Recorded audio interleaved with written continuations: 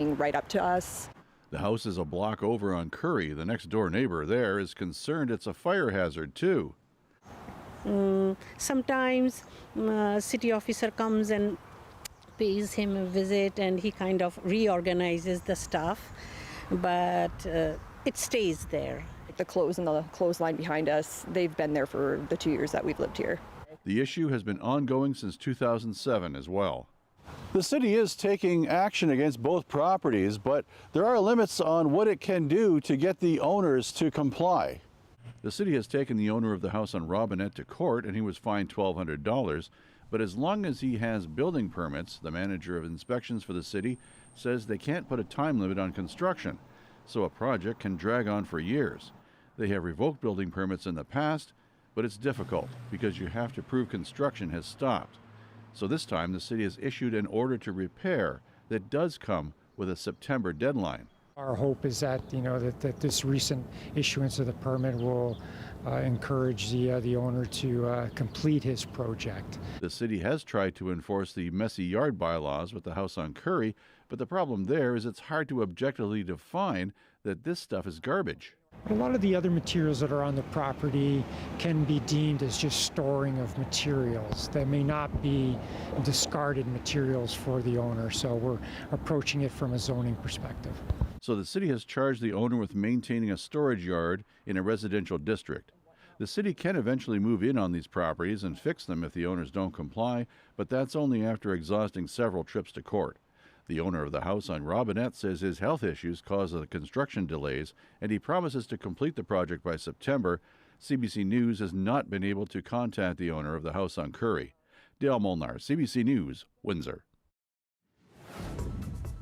We take a live look outside now, the Ambassador Bridge, but the water a concern for many right now. There's that flood warning in effect for parts of the Lake Erie shoreline. Nick Sirkovich will break down some of those details in the forecast next.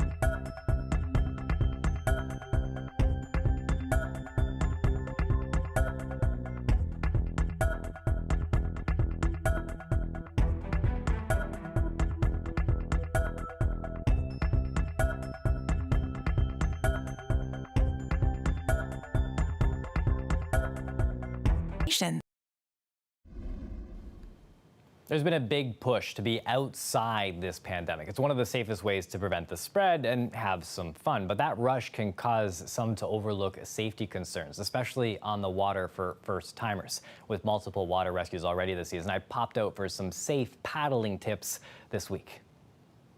Over. Swimmer.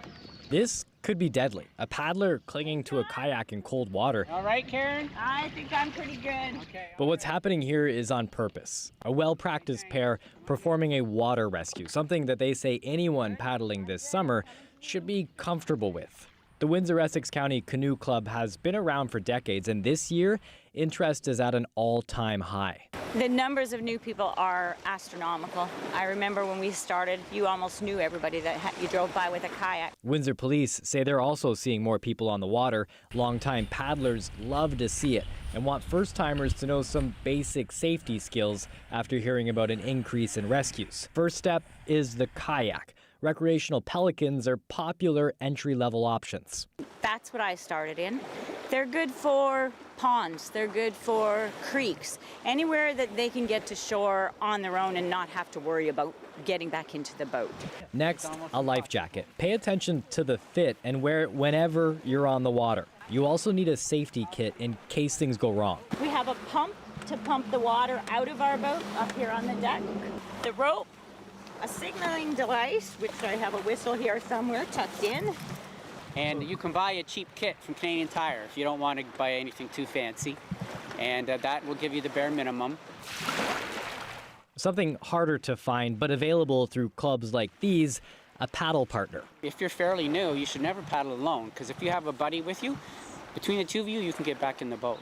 Anyone paddling in Windsor has eyes for Pesh Island. For that, they strongly suggest a boat with a bulkhead.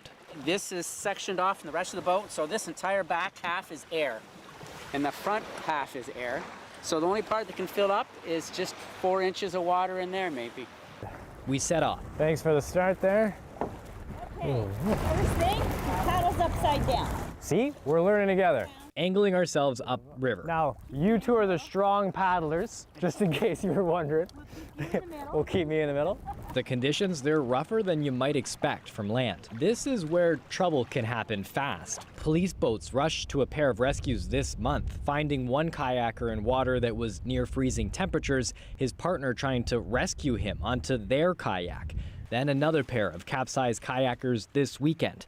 It's why these experienced paddlers stress traveling in groups and practicing pulling someone out of the water in safe conditions. So he's pulling it up. He would dump any water out that's in it.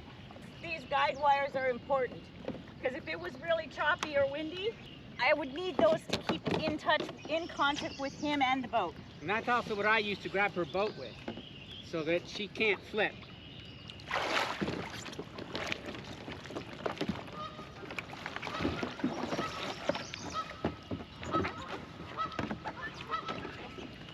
And there.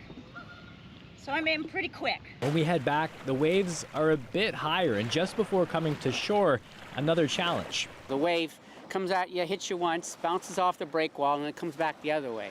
So you get confused waves. It hits you from both sides, and so you're never sure which way to lean to make sure you don't fall in. Feet on land, a final pitch for those looking to learn, but without fellow paddlers.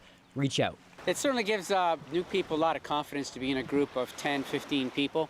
They know that they can go a little bit into their uncomfort zone, just so that they know there'll be somebody there to rescue them if they need it. And joining us now for a live look at the weather is Nick Sirkovich. Nick, terrible day to be out on the water today, eh? Yeah. I mean, it was cold, it's windy, it was rainy. Bad. Yeah, exactly. You know, some areas also seeing a little bit of snowfall, believe it or not, for this time of year. That was more north of sort of the city of Toronto and region. But that being said, we shouldn't be seeing snow in southern Ontario at this time of year, although Mother Nature always has a way of tricking us. 7 degrees right now in Windsor. It is going to start to climb through the overnight period. So this is as cool as the temperatures get for the most part through the overnight. Still looking at winds, though. It's going to be gusty today and tonight, and even into tomorrow as well. So another, I'd say about 36 hours of sort of gusty winds. Right now, sustained winds close to about 40 kilometers per hour. When you factor in the gusts, close to 60 kilometers per hour in many areas. There's Windsor at 59 right now.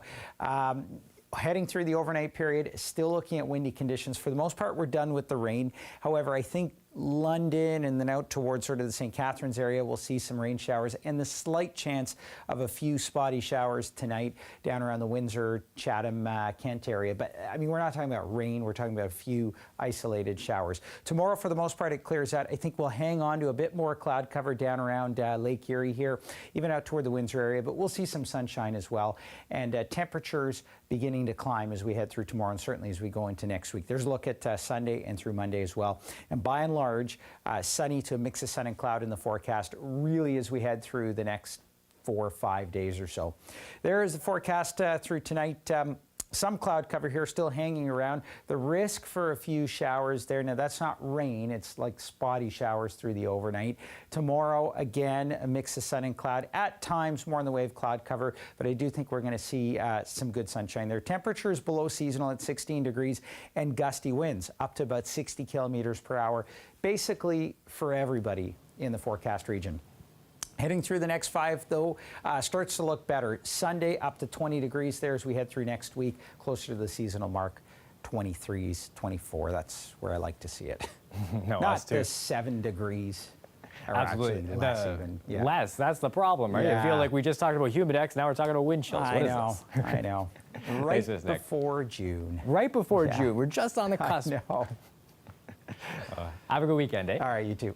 Thanks. A local EMS worker spotted a man drowning while on vacation. His efforts to help landed him a bravery award. More when we return.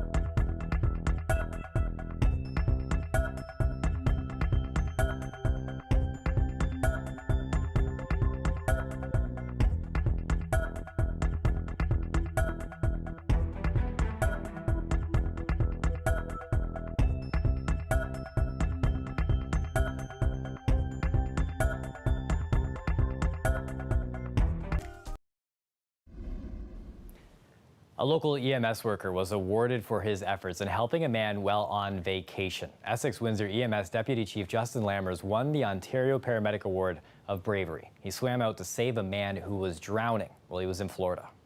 We were down in Florida. It was December of 2019, and there was a individual out in the water who was struggling and seemed to be giving some distress signals with his hands, and he was in a bad spot. So made the decision at that moment to give him a hand and get out there and call for help.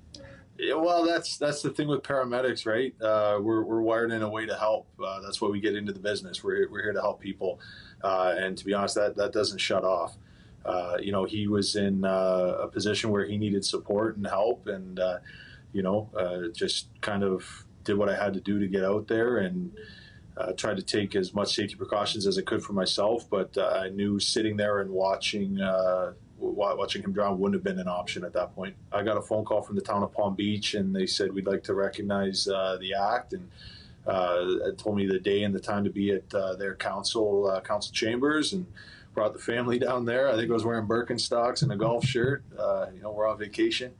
You know what? It was a great life experience, and I'll be honest, it was great for my kids to see that. And it was just overall, it was a great experience. It was not expected. Totally came out of the blue. And people often ask, what it was like to get out there and do that. And I'll say honestly, every paramedic would get out and do the same thing. That's how we're wired. We're in the business because we care about people, and putting people in front of us is what we do. That note about his kids being there to see that, I'm sure it's a proud family. CBC Gem's Twitter recently had a little fun pairing birds with some well-known Canadians. So a local bird enthusiast thought that we'd take a, sorry, look at these. These are perfect. It took Michael Evans pairing them up right there. Stacey Janzer, the red there. This is Jennifer LaGrassa. We've got everybody. Sanjay, the eagle. Look at that. Darren, look at that. The nice little, the eyes that you see there. This is, that's a little, it's spot on. That orange beard certainly popping through, but Barker just, let's just roll this all the way. This is beautiful right here. I just love the idea of pairing that up. That is it for us here at CBC Windsor News. A bit surprised by what I saw there. Thanks for watching. Have a good weekend.